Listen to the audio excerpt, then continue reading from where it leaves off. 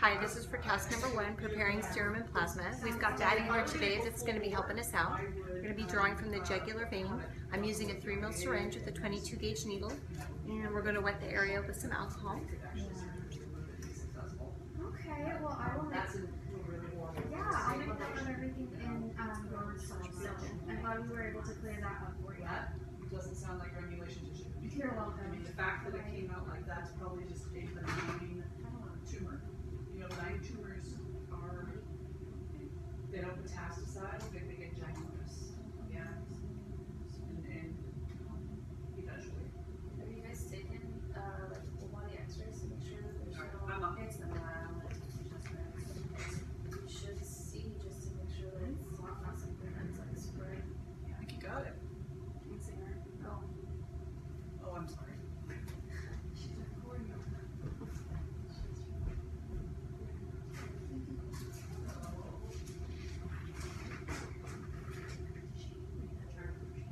Yeah, she did.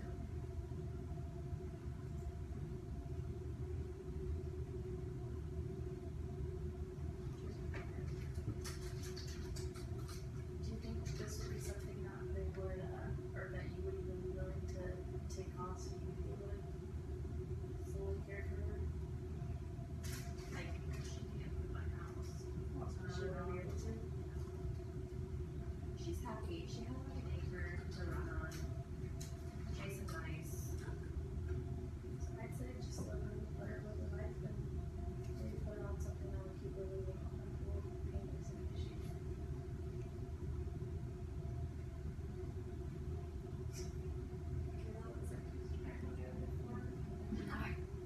My legs were about to pass out. About to go under. Did you get 2 mils? Okay, I got just about 2 mils of blood from Batty's jugular vein. I'm going to go ahead and fill my tubes. Starting with the purple top.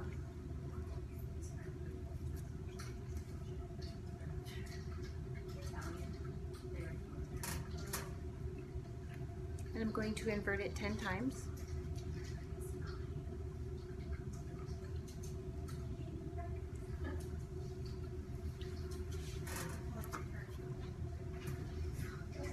And prior to the draw, I had actually labeled the tube with Batty's name, as you can see. Now I'm going to fill my red one. Thank you, Kim.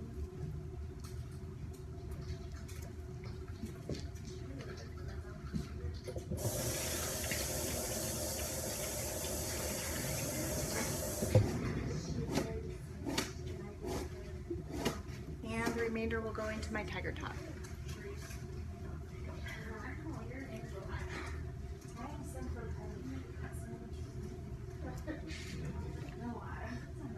Now I'm going to go ahead and put the purple top on the rocker, and I'm going to set the the tiger top and the red top aside to clot, and then we'll come back when it's time to centrifuge.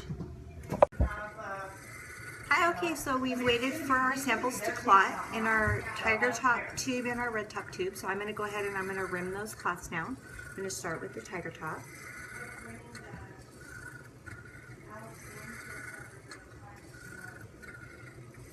Gently just loosen that clot up from the edge.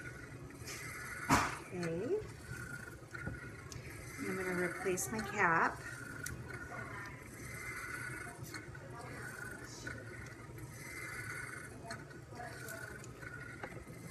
And now my plain red top, I'm going to rim that one as well to loosen up the clot.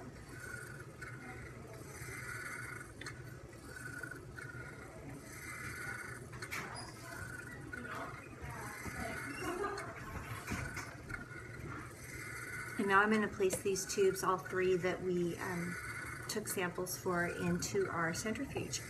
And I'm going to make sure that I have them counterbalanced.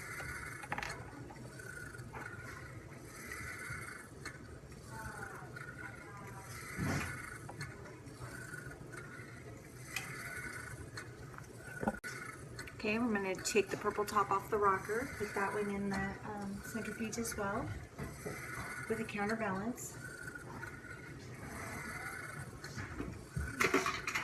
Close my lid. And as you can see, we have a special setting on our centrifuge for blood. It's right here. We're going to run it at 3200 for 10 minutes. That's the blood setting. And we'll go ahead and come back when those are finished spinning out, and we will harvest our serum and our plasma.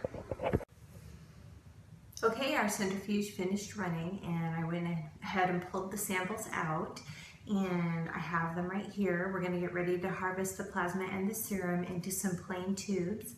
I'm going to start with my purple top, the plasma, and you can see we did get some plasma here. It's a little bit tinged pink, so it was slightly hemolyzed, and we'll discuss that in a few minutes. So I'm going to use a pipette, and I'm going to suck up the plasma, being careful not to disturb the layer of red blood cells. And I'm going to place that into my plain tube. Okay. So you can see there's the plasma that we got. I'm going to do the same thing with the red top tube and the tiger top tube.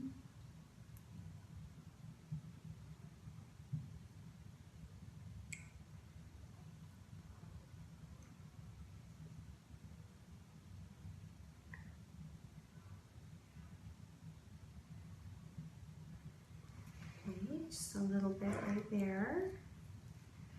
And for our tiger top tube.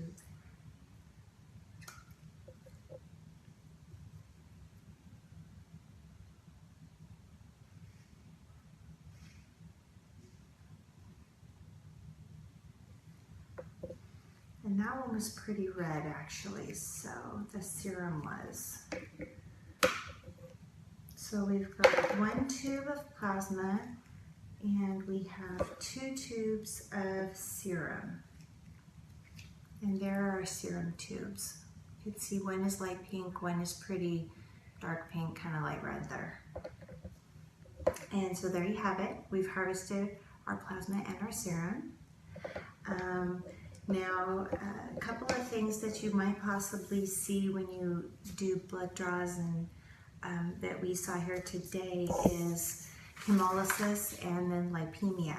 Hemolysis is when the cell ruptures, releasing its internal contents. It leaves the sample looking pink or red, and it can be caused by using too small of a needle, too vigorous mixing of your, say, your purple top tube, or it could be that perhaps you forced your sample through the needle into your collection tube. Those are all things that can hemolyze the blood cells. And the problem with that is that it can change the concentration of your sample, which can, either elevate your values or it can dilute your sample. It can change your chemistry. So that could be a problem. Now, as far as lipemia, we didn't have a lipemic sample today, but sometimes you do get those, and that happens when an animal has not been fasted for 12 hours before the draw, and the sample ends up looking cloudy or kind of milky. It can also change the concentration of the sample and alter your chemistries. It can elevate your blood glucose level. Just a couple of things that can happen if you don't fast your animal before doing a draw. So that completes task number 1 of preparing serum and plasma. Thanks.